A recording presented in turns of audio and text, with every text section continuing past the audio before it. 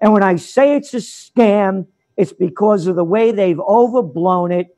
The prostitutes, those little lowlives, like that little boy over there on the Cartoon News Network, Jeff Zucker, or put an F in there and get rid of the Z. And we put it in our Trends Journal of how the report from the Wall Street Journal said how he told his staff to keep pumping the COVID crisis because it was boosting ratings. When you look at the people who have died, the number of people that have died, this is just an average terrible flu season.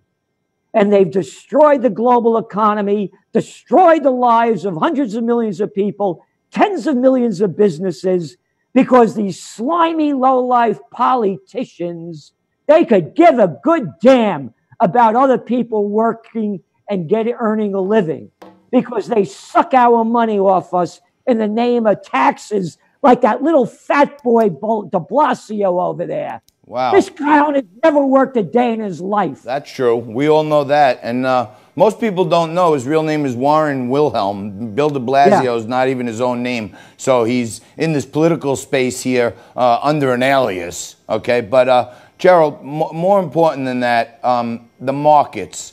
I feel like, you know, I look at things from the short side. My background is short selling. And I feel like the market really was about to break big around 18,000, 18,500 on the Dow. And that's when they started announcing all these emergency facilities. The Fed basically, you know, Treasury basically took over the Fed, stopped buying commercial paper. And I think where we are right now, when I look forward, I think it's got to wash out back to 19,000 to get all this artificial government money out of it. To me, that's another scam, and the retail investors don't realize that this thing is overbought big time with fake money.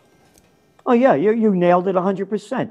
I mean, the Federal Reserve buying junk bonds, giving trillions of dollars to the gamblers, the trading houses to keep gambling. And again, look today, look at the dollar.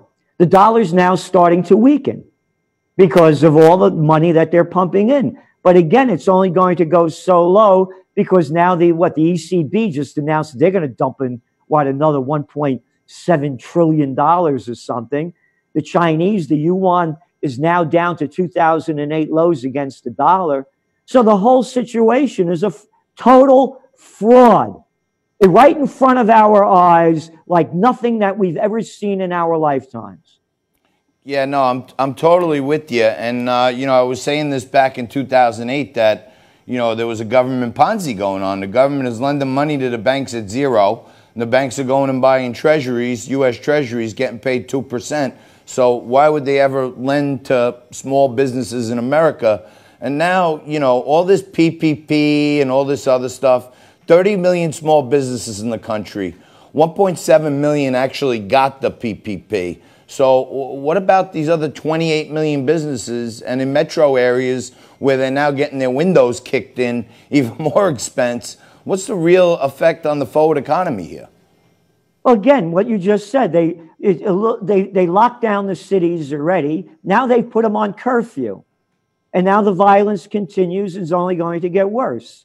So when these little clown boys and girls that kept saying the economy's opening up, who the hell are you talking to? The economy's opening up. They're making up all these restrictions. Oh, you can open up, but when you cut somebody's hair, you got to wear a mask. You can't cut their beard. You got to be socially distanced. You got to be in restaurants. They're making this crap up. These are illegal laws. These aren't laws passed. You got a bunch of slimy little craps up in Albany and all these other places making up laws. They didn't open up the economy. So to answer your question, the way it was opening up before, phase one, phase two, phase FU, it wasn't opening up at all. And now a bad situation has become much worse. I tend to John, agree with you. I agree. I can't disagree. We are into the greatest depression. This is going to be worse than anyone has witnessed that's living today. This is unparalleled in world history.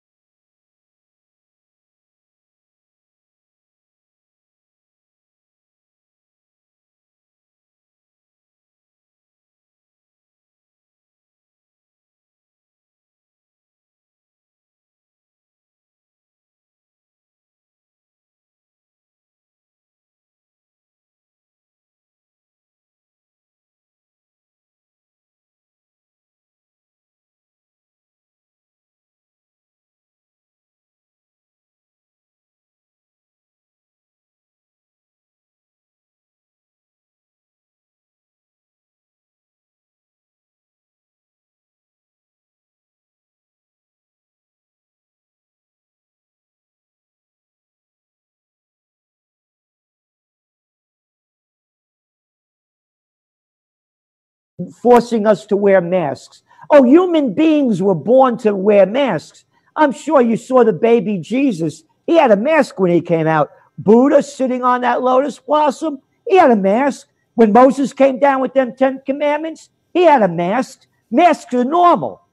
So what I'm saying is the new abnormal that these low-life political scummy freaks have created is not going to bring down business. Yes, the markets are going to crash.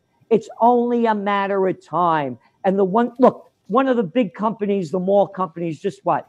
They can't pay their bondholders down in, was it Alabama? Well, it's one of the bigger ones. Yeah. They just announced they can't pay. Yep.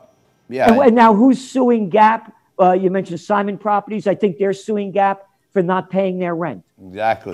Gap isn't paying their rent. If Gap isn't paying their rent, who else isn't paying their rent? Oh, and here's the other thing. These little low-life scum, hey, how come you're not lowering our property taxes? Yeah, right. Right. And, yeah, by the way, I'm short GPS, Gap stores, and I'm also short Macy's because Macy's was on the brink of bankruptcy a couple of times in the last few years. And people think there are bargains out there. Be careful what you wish for. There are no bargains. Underneath the kimono, there's a lot of ugly stuff going on and going forward, really ugly. But Gerald, before we wrap up here, I got to ask you a favor. The next time you come on, could you tell us how you really feel? Don't hold back. I'm heartbroken. I'm heartbroken. No, I know. American. I own the 3 most historic buildings in America, the most historic 4 corners. 1750, 1780, 1763, and a 1774 academy, one of the first schools. I bought this because I'm an American and the seeds of democracy was sown here. I was born to be free. And now they're robbing my freedom from me, and I don't like it. If that little boy Cuomo wants to come to put a mask on me, come over here and try it man to man. Leave your little tough guys behind. They're robbing us. If we don't fight for freedom, peace, liberty, joy, we are going to die in war. I'm with you, Gerald. Man, you couldn't kick off the show any better. The energy is so great. You're amazing. But thank you very much, Gerald. I appreciate it. And you got to keep us posted on what you're seeing out there. I'll do the same. Thank you. Thank you for having me. That's Gerald Celente, fired up like I am, and we're going to keep kicking right through this hour, screaming, fighting, and everything else for freedom and liberty. Back right after this.